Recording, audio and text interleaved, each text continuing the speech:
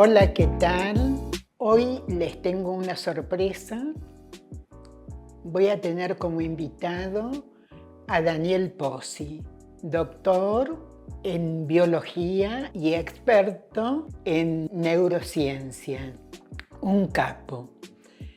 Y aparte es el nieto del fundador de Pozzi, parte de nuestra historia. Sorpresa.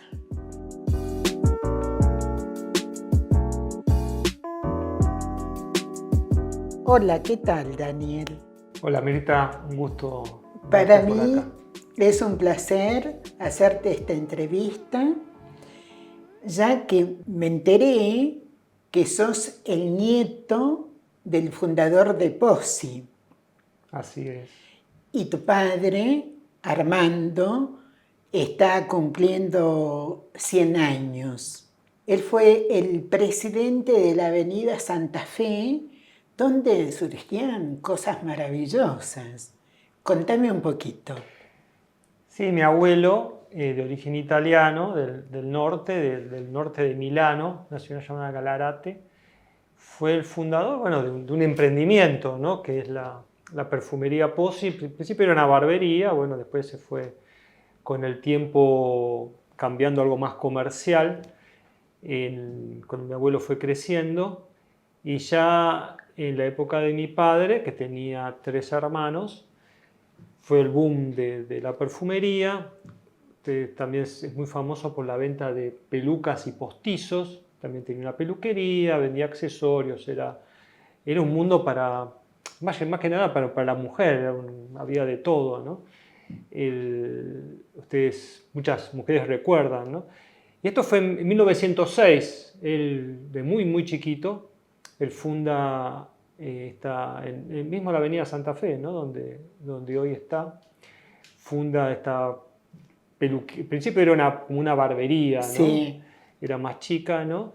Y bueno, es curioso porque llegó hasta el 2006, justo 100 años, ¿no? Fue una casualidad. En el 2006, bueno, cierra la empresa, lamentablemente por problemas económicos. Ya era la tercera generación, mi padre ya estaba grande.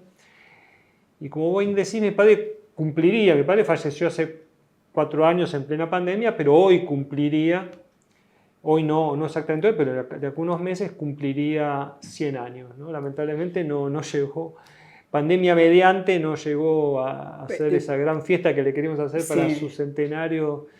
Yo soy el hijo, ¿no? Capaz me cuesta ser objetivo, pero era terriblemente querido, ¿no? Por eso él presidió muchas organizaciones, Claro. porque era esa persona muy querida, porque no se peleaba con nadie, ¿no? Y también sé que era amigo de Borges. Sí, Tenía como... era conocido. Él lo trajo una vez. En el Sí, segundo piso del edificio había un lugar que se ponía arte y también se daban charlas, ¿no? Y bueno, claro. Borges vino, ya estaba ciego, recuerdo, yo era muy chiquito, recuerdo que vino un par de veces a dar unas charlas muy interesantes. Yo también soy un admirador de Borges, pero no porque lo conocí de chico, sino por su obra, su Claro. excelente obra, que es muy profunda y además es excelente como escritor, pero además tiene una profundidad filosófica. Eso después tiene que ver Totalmente. con el tema, después que hablaremos de las neurociencias y todo eso. Borges tiene mucho que ver también en su... Pero volviendo al tema de lo que era la empresa de mi padre, bueno, fue, digamos, algo atractivo para muchas mujeres donde mucho tiempo Bueno, en sus distintos rubros, lo que era perfumería, lo que era peluquería y la venta de postizos y y por pelucas. ejemplo el postizo, que el peluquero de Evita lo venía a buscar a Pozzi. Sí, sí, como era el lugar principal durante muchos años, mucha gente famosa, digamos, venía, muchos artistas, se veía Sí, mucho en sí, la televisión, se veía, bueno, porque hay un sistema de canje, obviamente muchos artistas venían por los teatros, ¿no? En claro. el caso de Evita, bueno, ella tenía el famoso postizo, rodete, ¿no? Sí, Que bueno, se lo hacía mi abuelo. Ella no, que yo sepa, obviamente yo no había nacido, pero que yo sepa, ella no venía personalmente, venía sino el peluquero, mandaba el peluquero a retirar los el postizos. postizo. Bueno, linda historia. Bueno, ahora vamos a la ciencia. Así es. Yo quiero saber, vos sos un gran doctor en biología y aparte un experto en neurociencia. Yo quiero que me hables, ¿qué es la neurociencia? Las neurociencias o neurociencias son una serie de disciplinas Sí. cuyo objetivo es el estudio del cerebro, nada más y nada menos, ¿no? Porque el cerebro es nuestro órgano principal, ¿no? No es, uno podría ser un cardiólogo, ¿no? Estudiar el corazón. Bueno, los neurocientíficos estudiamos el cerebro. Pero evidentemente el cerebro no es un órgano más. O sea, vos te pueden poner un corazón artificial, ahora te están haciendo trasplante de hígado, de riñones, ¿no? Sí. Pero el cerebro no se puede ni trasplantar, y cualquier modificación que uno haga en el cerebro se modifica la conducta, la personalidad. O sea, evidentemente no es un órgano más, es la cuna de nuestra, si queremos llamarlo, espiritualmente llamaríamos alma, Sí. científicamente diríamos nuestra identidad, nuestro ser, Claro. nuestro yo. Por eso a mí siempre desde muy chiquito me interesó el estudio del cerebro, más allá de mi historia familiar, que no tiene nada que ver con la cosmética, siempre me Claro. interesó, a veces desde un punto de vista esotérico, cuando era más chico, y después desde un punto de vista más científico, Claro. después que empecé la facultad. Ahora, como biólogo, me interesa mucho el mundo de la ciencia. Ahora yo empecé a leer y todo eso y no terminas nunca. Y descubrí, es sorprendente lo que puede ser la vida de una célula, ¿no? Y cómo puede hacer un viaje para allá, para acá, y te puede beneficiar o te puede perjudicar. Y qué hacer para mantenerlas vivas, para que no se muera. Entonces, Sí, en biología celular, que llamamos, ¿no? Es un poco el boom de la biología, estudia la célula. Cada célula es casi como un ser vivo, digamos. A ver, si nosotros vemos una bacteria, que es mucho más chica que una célula, ¿no? Tiene toda una vida propia, ¿no? Lo que pasa es que nosotros somos organismos multicelulares, ¿no? Tenemos muchas células, ¿no? Las células en general, digo en general porque vamos a ver que hay excepciones, nacen, crecen y mueren. claro. Se reproducen, digamos, no es que se reproducen, pero se vuelven a nacer y vuelven a morir. O sea, hay una vida, eso es parte de la vida, ¿no? El parte del recambio, ¿no? En el cerebro se da una particularidad, ¿no? Que las neuronas mayormente no se reproducen. Una vez que mueren, mueren. Digo mayormente porque hay algunas zonas del cerebro donde sí hay lo que llaman neurogénesis, ¿no? Hay la posibilidad que las neuronas vuelvan a nacer. Sí. Y eso es importante por la memoria, ¿no? Porque Claro. tenemos memoria. Pero mayormente el cerebro, porque es un órgano muy especializado, ¿no? Por su función, tiene ese problema, ¿no? Una vez que la neurona muere, no se reemplaza. Por eso, en el transcurso de nuestra vida, vamos teniendo menos neuronas. Por eso hay que cuidarlas, ¿no? Hay que cuidarlas. Hay que cuidarlas, es muy importante cuidarlas, porque una vez que se mueren, bueno, cuesta el reemplazo, cosas distintas pasarían en el hígado o en el riñón, que a veces, de hecho, personas pueden tener enfermedades graves y el hígado tiene a recomponer su estructura, sus células, ¿no? Me interesa saber y dar un consejo, una enseñanza para la juventud. Cómo cuidar el cerebro, ¿no? ¿Qué es lo que es nocivo? Por ejemplo, las adicciones, una música terrible, el ambiente, todo eso. Yo considero y apunto a la juventud, que la tenemos que enseñar, cuidarla, para que sean brillantes el día del futuro y sean felices. Así ¿no? es. Que busquen otras cosas, que hay cosas maravillosas, que ellos pueden ser felices y estar plenos. Un consejo de un científico.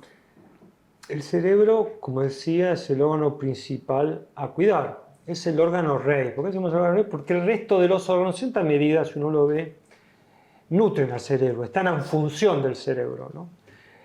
Y obviamente hay que cuidarlo por las cuestiones que yo decía, esa dificultad de la reposición celular, y también porque lo más importante es nuestra conducta, ¿no? Si uno tiene un cerebro deteriorado, evidentemente va a tomar malas decisiones, va a tener una conducta inapropiada, y eso puede terminar en un círculo vicioso, ¿no? Entonces hay que terminar con las causas, evitar las causas, ¿no? Vos hablabas de adicciones. Bueno, adicción es todo un tema muy importante. El grado de adicción es grande en nuestra sociedad. Hay adicciones, digamos, más graves, como serían las drogas ilegales, ¿no? Sí.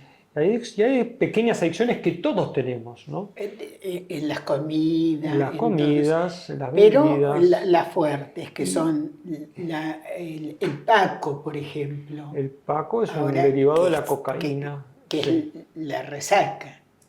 El Paco es un derivado de la cocaína, es extremadamente dañino para el cerebro. Claro. Pero digamos, hay adicciones fuertes, digamos, donde el daño es muy grave, lamentablemente, como dije, en muchos casos irreversible, por eso hay que tratar de evitarlo. Y hay adicciones pequeñas que todos tenemos, ¿no? A las comidas, a las grasas son muy adictivas, las harinas son muy adictivas.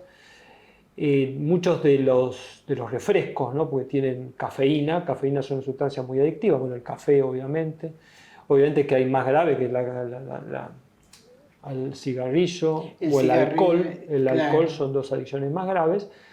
Todo eso genera daño cerebral, especialmente el alcohol y el cigarrillo, ¿no?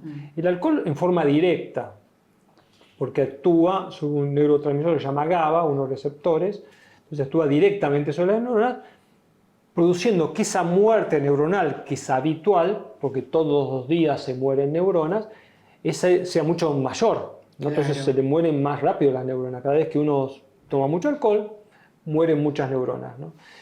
El cigarrillo también, en forma directa, pero también indirecta, porque hace que llegue menos sangre al cerebro. Claro. El cerebro, como todo órgano, necesita estar bien irrigado para que le llegue el oxígeno y la glucosa, ¿no? Si eso no llega, la neurona con falta de oxígeno, aunque no sea una hipoxia se llama cuando hay una falta de oxígeno ya más importante, y ahí sí hay una muerte neuronal masiva, por ejemplo, una ACV. Claro. Si uno no respira, bueno, se dará cuenta que no puede vivir mucho tiempo, ¿no? Porque el principal órgano que demanda oxígeno es el cerebro, antes de cualquier otro órgano, ¿no? Entonces hay que cuidarlo haciendo ejercicio, alimentándose bien. Controlar el estrés, que es difícil, no es fácil, no digo que sea fácil, el estrés, la ansiedad, que vamos a hablar otro día. Y básicamente con conductas saludables, ¿no? Las relaciones humanas son muy importantes. El cerebro es un órgano social, necesita estar relacionado con la comunicación. La comunicación en todas sus formas y la afectividad, porque cuando uno se comunica, la comunicación tiene muchos objetivos, ¿no? Uno puede transmitir información, como puede estar haciendo ahora, pero también a veces está transmitiendo afectos. Claro. Pero bueno, esto también es una forma de transmitir afecto. Aunque yo no conozco a mis seguidores personalmente, pero hago todo esto como una madre, con mucho amor y con autoridad. Entonces, para su bien, para el futuro, para que sean brillantes y futuros presidentes, como Milei. Capacidad de liderazgo es otra de las cosas. Y si queremos, hay un tema. El ser humano es un ser racional, pero más que nada lo que tiene son emociones. Nosotros podemos decir que el humano es un ser emocional que razona. ¿Por qué? Porque es más emocional que racional. Porque las emociones surgieron mucho antes que el raciocinio. Desde el punto de vista biológico, obviamente yo soy biólogo, tengo una formación darwinista, y entiendo que nosotros tenemos un legado biológico, ¿no? Claro. No nacemos hasta el mundo con una tabla de raza, sino nacemos con todo un historial de miles de millones de años, ¿no? Bueno, justamente vos tenés tu libro, quiero que me lo presentes. El libro Humanidad 2.0 trata un poco de eso, ¿no? Cuando hablamos esto que ven del chimpancé, que volvemos a una imagen futura, que no sé, un cyborg, no sé qué podrá ser de acá al futuro, esto es la evolución biológica, ¿no? Claro. Pero nosotros no dejamos atrás el chimpancé. El chimpancé lo llevamos adentro. Claro. En chimpancé o podemos hablar de mismos animales más antiguos, ¿no? Porque esas células que vos decías son muy parecidas en todos los animales, ¿no? Lo que a nosotros nos diferencia es el cerebro. Claro. El resto del cuerpo, nuestro hígado, nuestro riñón, no diferencia mucho de un chimpancé, ¿no? En su funcionalidad, no es mejor, digamos, no es que funciona mejor. Lo único que nos diferencia es el cerebro, Claro. que tiene una capacidad enorme, un volumen, pero no solo es el volumen de neuronas, sino los circuitos, ¿no? Uno tiene que entender que el cerebro, más que un conjunto de neuronas, es un conjunto de circuitos, ¿no? Circuitos son redes. Redes son neuronas que se comunican y cumplen una función. Parte de esos circuitos son las emociones. Muy interesante. Quiero que me hables un poco, ya estuvimos hablando, y hay tanto, pero no podemos dedicarles ahora. Sí quiero hacer hincapié en la inteligencia emocional.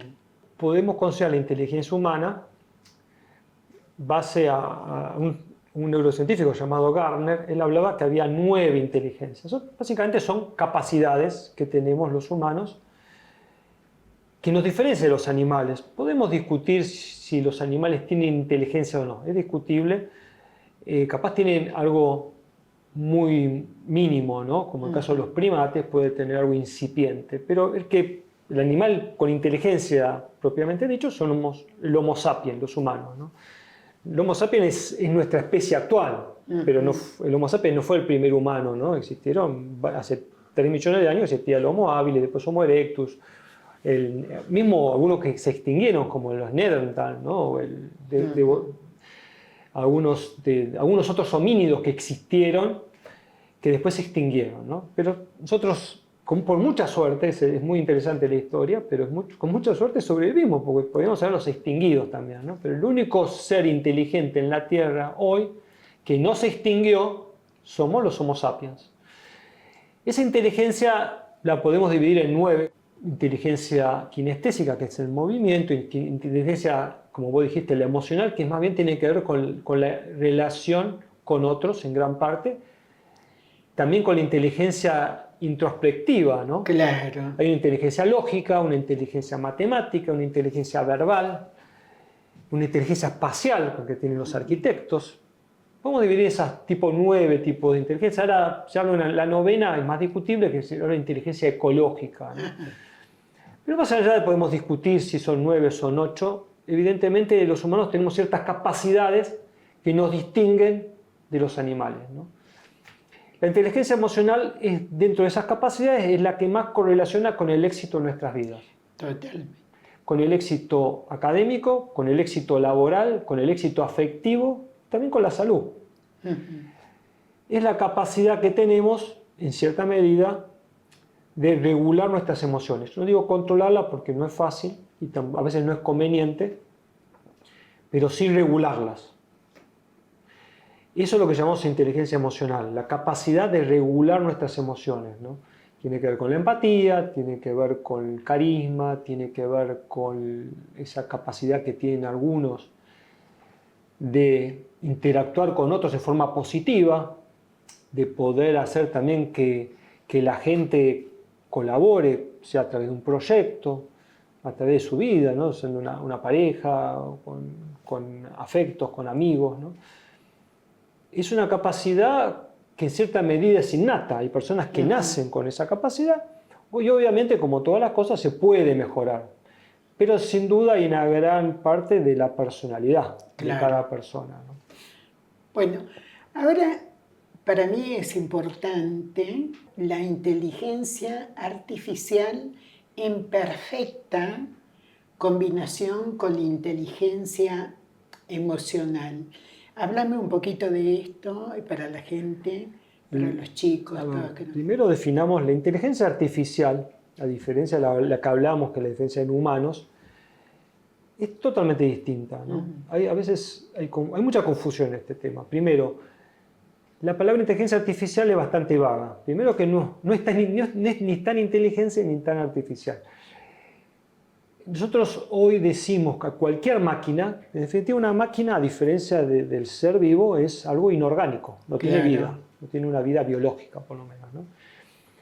Pero hemos podido a esa máquina dotarla de capacidades. Nosotros llamamos hoy inteligencia artificial en forma vaga a cualquier cosa que haga las máquinas que nos sorprenda. A ver, yo creo que hace 40 años, 50 años, una calculadora podemos decir que tenía inteligencia artificial, porque la verdad que hacía una capacidad de cálculos que nos sorprendía. Hoy ya no, los que hemos nacido después, menos los chicos de hoy, lo consideran algo natural. Pero esas capacidades han ido aumentando, ¿no? A través de la tecnología, las máquinas cada vez tienen mayores capacidades, ¿no? La capacidad actual, esta nueva generación de inteligencia artificial, es la capacidad de encontrar patrones. Claro. Si yo a vos te muestro un conjunto de gatos, fotos de distintas razas, hasta gatos tipo dibujados, ¿no? Que no son reales, vos vas a entender que esos son gatos, porque tienen cosas en común. Yo después te puedo mostrar un conjunto de perros y vos vas a saber que son perros, porque tienen cosas en común.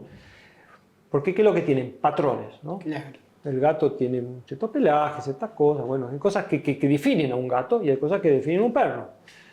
Nosotros hoy le podemos dar a una máquina esos patrones, le podemos dar le podemos decir, estos son gatos y estos son perros, y la máquina puede encontrar los patrones. No necesitamos que nosotros demos los patrones. Eso es parte del aprendizaje que tienen las máquinas, ¿no? Las máquinas aprenden, obviamente la memoria es una memoria enorme, que es otra cosa. La memoria, a ver, la inteligencia no es la memoria, ¿no? Los animales tienen memoria, pero no tienen inteligencia. Claro. Desde una ameba, la memoria es la capacidad de guardar un dato. La inteligencia es la capacidad de procesar ese dato en forma novedosa. Cosa que solamente tenemos los humanos. Y bueno, vamos a ver, ¿y tienen las máquinas? Esa es la pregunta. ¿Tienen la máquina inteligencia? A ver, tiene una inteligencia débil. La inteligencia de la máquina no es la misma que la inteligencia humana. Pero que colabora hoy en día y para el futuro. Lo que pasa es que las máquinas tienen una capacidad. Claro. ¿Cuál es la capacidad de las máquinas? Que pueden trabajar las 24 horas, claro, los 365 días del año, no se alimentan, uno les desenchufa, no se cansan, y no están se de quejan, buena. Y pueden, aunque lo hagan todo peor que los humanos nos cansamos enseguida. Porque claro, nuestro cerebro necesita mucha energía. Es verdad. Las emociones están más reguladas, pero especialmente la inteligencia, que es una capacidad que podemos decir, yo te puedo decir, empezó hace 3 millones de años, es una barbaridad, pero desde el punto de vista biológico, 3 millones de años no es tanto. La vida en la Tierra llega a 4.000 millones de años, entonces 3 millones de años no es tanto y nos requiere energía y voluntad. Claro. Uno se cansa, cuando piensa, uno tiene que leer un libro, pensar, escuchar una charla, escuchar a nosotros, el cerebro se piensa. Las máquinas no se cansan nunca, y aunque la capacidad sea menor, como no son los que además la podés reproducir en millones, ¿no? Claro, pero está bien una combinación perfecta. La inteligencia artificial con la inteligencia emocional. Para beneficio de todo, porque se va a utilizar para la enseñanza, para la medicina, o sea, va a facilitar bastantes cosas si se usa a beneficio de la humanidad. Yo lo veo bien. Así es. A ver, primeramente, las máquinas no tienen emociones. Eso es algo que... Y no sé si van a tener, tampoco sé si necesitan tener emociones. Las emociones tampoco las emociones no son ni buenas ni malas, ¿no? Y un poco tiene Sofía. Bueno, simula tener emociones. Sofía tiene sonrisa, tiene, claro. Hay toda una industria dentro de lo que es la tecnología, ya no solo de inteligencia artificial, sino lo que es robótica, de brindar a las máquinas emociones. Claro. Pero en realidad no es que tienen las emociones, sino simula tener emociones. El ser humano le pasa. De hecho, en La Voz está la película Her, ella, ¿no? Donde la persona tiene un grado de enamoramiento con esa voz. Ni siquiera tiene un cuerpo físico, ¿no? hay un grado de enamoramiento que uno puede pasar, porque la voz también transmite, no solo transmite información, sino transmite emociones. Es verdad.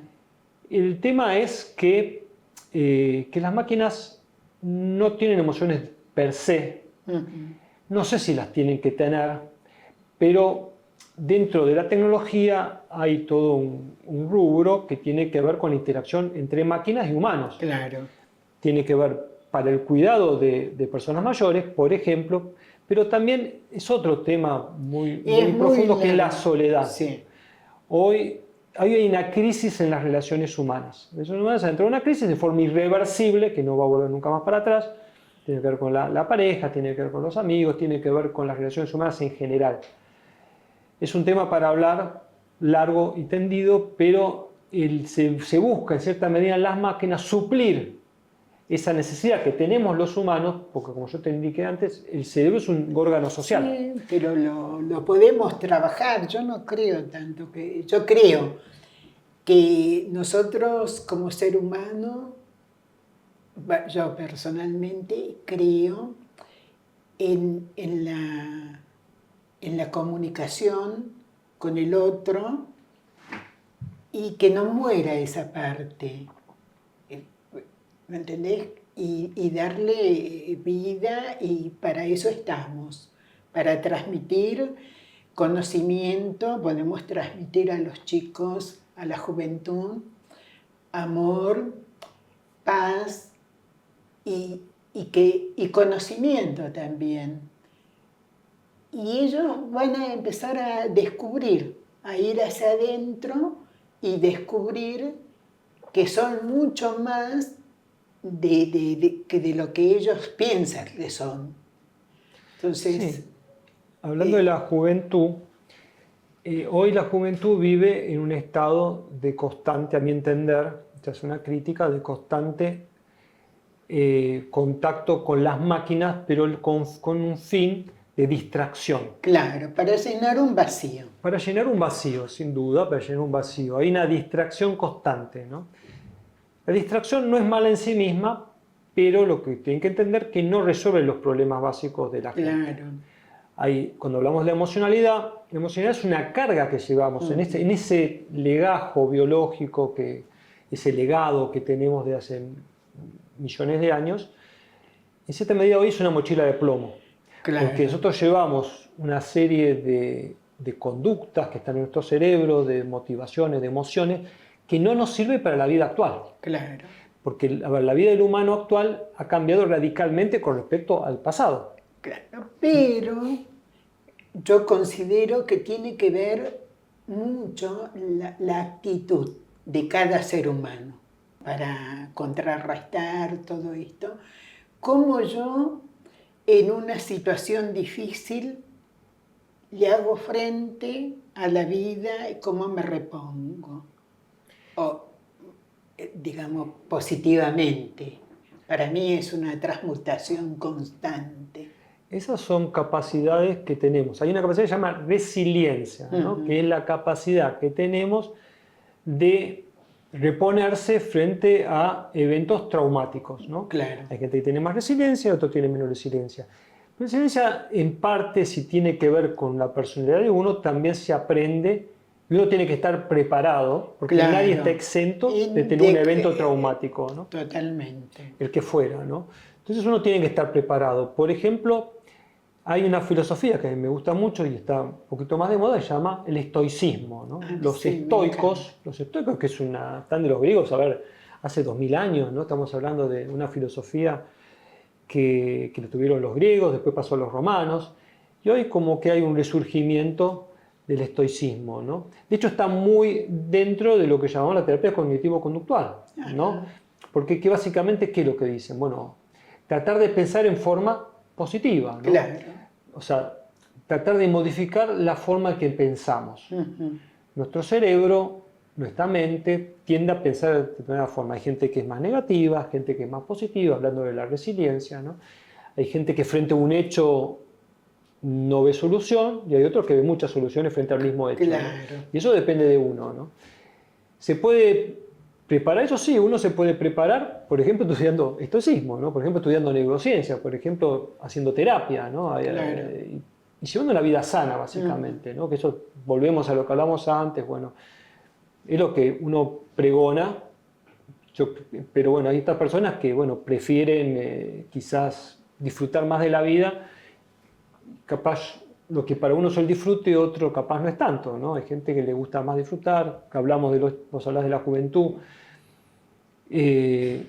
Obviamente que hay cosas que, a ver, siempre el estoicismo no dice no disfrutar, dice, a ver, si vos vas a hacer algo hoy que después a futuro te va a traer un sufrimiento, mejor que no lo hagas. Claro. ¿No? Ese sufrimiento no va a compensar el disfrute o el placer que podés tener en el presente. Claro. ¿No? Y eso es parte de la inteligencia emocional. Eso es una de las bases de inteligencia emocional. Postergar disfrutes a un futuro, ¿no? Claro. O no tener un costo muy alto. Y eso es un poco lo que buscamos, bueno, uno busca dentro de la filosofía entender, ¿no? De hecho, se ha visto en investigaciones que los chicos, que ya de muy chiquitos, hay una experiencia muy interesante que a los chicos le daban una golosina, ¿no? Entonces le decían, si vos por un periodo corto de tiempo no la comes, cuando yo vuelva te voy a dar otra. Y había muchos de esos chicos que no la comían y había otros que sí, que no se aguantaban, ¿no? Después se siguió con los años y se vio que esos chicos que aguantaban y no se lo comían fueron mucho más exitosos en la vida. ¿No? Sí. Es un experimento antiguo, interesante. Esa capacidad es parte de la inteligencia emocional, porque en definitiva, bueno, ahí hay un tema de impulsividad, controlar las conductas. Claro. Entonces se vio que la gente que puede postergar un deseo tiene más posibilidad de tener éxito, sea laboral, afectivo, en la salud, ¿no? Porque muchas veces en la vida tenemos opciones, ¿no? Claro, y uno tiene que elegir, bueno, ¿qué hago? Bueno, obviamente hablamos de las adicciones, hablamos del alcohol, obviamente tiene que ver con todo eso, tratar de controlarse y postergar o no consumir, bueno, tratar de no consumir, ¿no? Bueno, dentro del estoicismo está esa conducta, ¿no? De tratar de controlarse. Sí. Bueno, Daniel, me encantaría seguir hablando con vos porque sos un libro abierto. Vamos a hacer otra entrevista, pero también yo le quiero decir a la gente que todo aquel que quiera aprender, Daniel da talleres, seminarios de distintas cosas que la gente requiera. Y bueno, porque no nos da el tiempo acá. Pero para mí fue un placer esta entrevista productiva para mí personalmente y para todos la gente, mis seguidores, mis amigos y todos los que vendrán. ¿Le querés decir algo especial, un consejo breve para la juventud? Valoro la ciencia porque la ciencia entiendo yo que es la mayor aporte de beneficios a la sociedad. Y a veces la sociedad ha sido un poco ingrata con la ciencia en general, ¿no? Por los recursos que aplican y por el interés, ¿no? que le da a la ciencia, ¿no? Pero bueno, muchos de estos conocimientos, como vos indicás, pueden ser utilizados, y eso es lo que uno busca, a beneficio de cada uno, ¿no? Claro. Más allá que hoy estamos en una etapa, a mí, eso es lo que yo indico en este libro, una etapa crítica donde la ciencia está empezando a modificar cosas de la esencia humana, ¿no? Lo que llamamos naturaleza, ¿no? Y eso va a tener un impacto futuro mucho más grande. Los chicos que hablamos hoy, la juventud, va a tener un futuro muy distinto al nuestro. Eso es lo que yo entiendo, ¿no? Bueno. Hoy están en un estado de distracción, pero va a llegar el momento donde la ciencia, y eso es para un tema para el desarrollo, que es lo que desarrolla acá, va a como tocar ciertas clavijas que tienen que ver con nuestra forma de ser, si querés llamarlo, con nuestra naturaleza, que va a generar una revolución, ¿no? Eso es un poco lo que entiendo que va a pasar en décadas, unas décadas. Bueno. Esperemos poder verlo, ser longevos y poder yo lograrlo. creo Pero los chicos que jóvenes seguramente van a ver un futuro distinto. bueno, Esperemos que sea antes eso. brillante, si los chicos se cuidan, se quieren más, se aman, el futuro va a ser un futuro brillante para ellos. Sí, lo importante es que no se distraigan, no vivan una vida de distracción constante. Claro, y para los grandes también. Los grandes también se deben cuidar de hacer una vida sana, de no ir a lugares tóxicos, de música loca. Bueno, todo eso, lo positivo. Yo creo mucho en la transmutación y de tu presente depende tu gran futuro. Los saludo, los dejo y muy pronto los quiero ver. Pero antes de salir de cena, les pido que me dejen like, muchos, suscribirse, tocar campanita y pronto les tengo una sorpresa muy buena, maravillosa, que les va a encantar. Los quiero mucho. Goodbye.